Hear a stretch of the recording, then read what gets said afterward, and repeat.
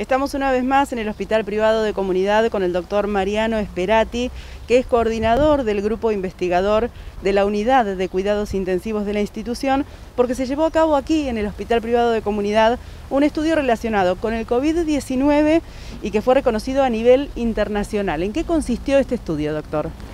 El estudio consistió en aplicar dos tratamientos distintos para la insuficiencia respiratoria en los pacientes con COVID, realizados simultáneamente. Estos dos tratamientos eran dos tratamientos que existían previamente a la pandemia. Uno se llama oxigenoterapia con alto flujo, que consiste en dar oxígeno precisamente con eso, a través de una cánula especial que permite dar altos flujos de oxígeno conectado a esta cánula a un dispositivo. Esta era una manera relativamente novedosa de tratamiento de la insuficiencia respiratoria que se venía haciendo hace unos pocos años. Y por otro lado sabíamos que el hecho de poner boca abajo a los pacientes cuando estaban conectados a un respirador con insuficiencia respiratoria puede ser beneficioso, y de hecho lo es, y redunda en mejores resultados. Ahora bien, esto no estaba aplicado ni estaba tan claro que fuera igualmente efectivo en pacientes despiertos, en fases no tan avanzadas de la insuficiencia respiratoria. Entonces diversos grupos en el mundo comenzaron a aplicar estas terapéuticas combinadas. Sin embargo, todavía no había certeza sobre cuál era su eficacia. Fue así que nosotros, desde el inicio de la pandemia, este estudio se realizó durante la primera hora de la pandemia, nos reunimos con otros 5 centros de la Argentina, concebimos e hicimos un protocolo y lo aplicamos simultáneamente en los 5 centros, sistemáticamente a todos los pacientes que reunían determinadas características, es decir, básicamente que requiriesen altas dosis de oxígeno.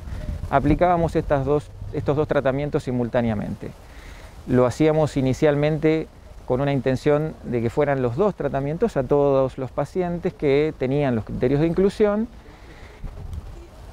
y obviamente sucedía que algunos pacientes no toleraban la posición boca abajo durante tiempos prolongados. Lo que hicimos fue recolectar sistemáticamente los datos, observar. No se trató de un experimento, de un estudio, lo que llamamos un ensayo clínico, se trató de un estudio observacional en donde comparamos los resultados y a través de una serie de mecanismos estadísticos pudimos ajustar o intentar emparejar las características de ambos grupos. Esto lo hicimos, repito, a través de métodos matemáticos estadísticos, y de esa manera poder hacer comparables a las poblaciones. Vimos qué pasaba en términos de resultados clínicos, y lo que sucedió fue que el grupo que toleró estar boca abajo con el oxígeno a alto flujo durante más de 6 horas reducía significativamente las chances de tener que intubarse y progresar al respirador. Reducía esas chances en más de un 50% respecto del grupo que permaneció boca arriba. Y cuando esa tolerancia se podía sostener más en el tiempo y se permanecía más de 8 horas por día en la posición boca abajo, se reducían las chances de morir debido a insuficiencia respiratoria en más de un 50% comparado con el grupo que permaneció boca arriba. De nuevo, hicimos todos los esfuerzos para que los pacientes pudieran permanecer boca arriba, para permanecer boca abajo, perdón, en todos los pacientes. Esto fue sistemático. Lo que pasa con una proporción, más o menos 30 y 35% de los pacientes que no lo podían tolerar, ¿sí? Estos resultados, de alguna manera, comenzaron a hacer un aporte y a hacer un aporte al conocimiento médico acerca de la eficacia. En ciencia nunca hay una última verdad y una única verdad, y esto significa un aporte al conocimiento que va a favor de la intervención simultánea de estos dos tratamientos, ¿no?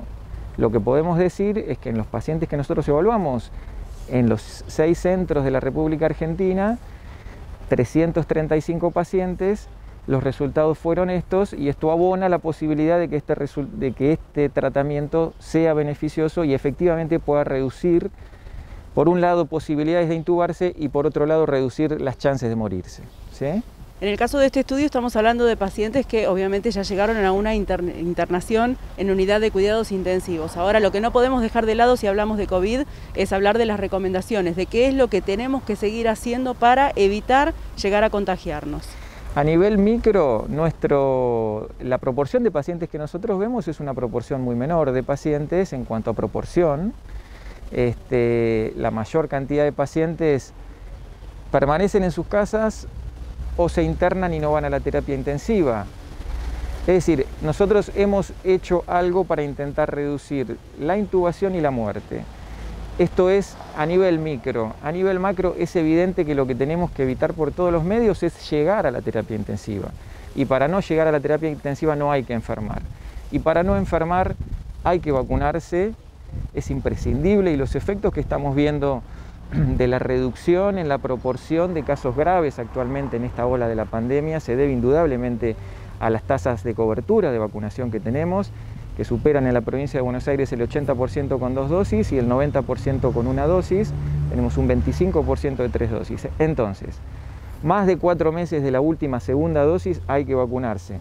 Tengo una sola dosis, hay que vacunarse con la segunda y hay que conservar las medidas clásicas de distanciamiento social, barbijo tapando boca y nariz, y esto es imprescindible para que podamos reducir la chance de tener que llegar a terapia intensiva y de tener que llegar a las instancias de ser tratado con estos tratamientos que estamos haciendo, que son incómodos, que son, en fin, y que en esas instancias estamos en un riesgo muy alto de que nos vaya mal, ¿sí? Eso lo tenemos que evitar.